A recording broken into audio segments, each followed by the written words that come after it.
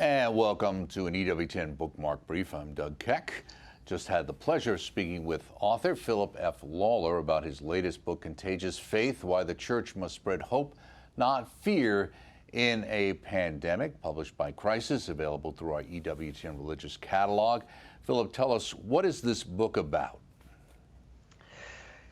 It's a book about the COVID lockdown and what it did to the Catholic Church, and what lessons the church should learn from the lockdown. My argument being that the church should have been more active, and next time, if there is a next time, or when there is a next time, the church should keep foremost in mind that the purpose of our faith is the spiritual welfare of people, and that their physical welfare, while very important, is not the major concern of the church. The church should give people the perspective, the confidence, and the sacraments that they need to get through in a time of crisis. Why do you think, and you talk about it in your book, you thought the church's response, in a sense, was so timid or tepid to the pandemic and the shutdown?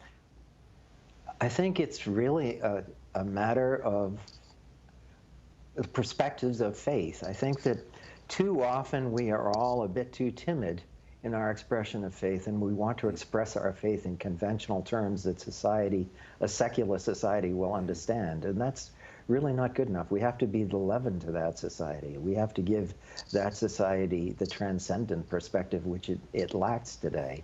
And if we don't give it, who will? And if there isn't that perspective, then we're a society without perspective, and that's very dangerous. Do you think any of the impact was also with such a media, let's say, focus on the kind of COVID numbers and the hospitalizations and things going on, that there also was concern that if you were aggressively trying to open churches, that this would be seen negatively by the quote-unquote culture or media?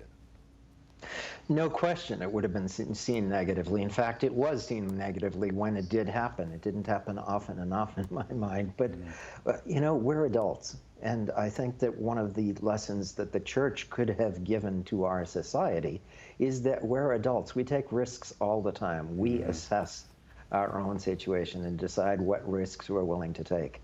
I was always willing to take the risk to get to church. And I think that if you tell people, look, this is my top priority, this is what I'm willing to do to fulfill my religious duties and my religious desires, then people will pay more attention to you when you make religious claims.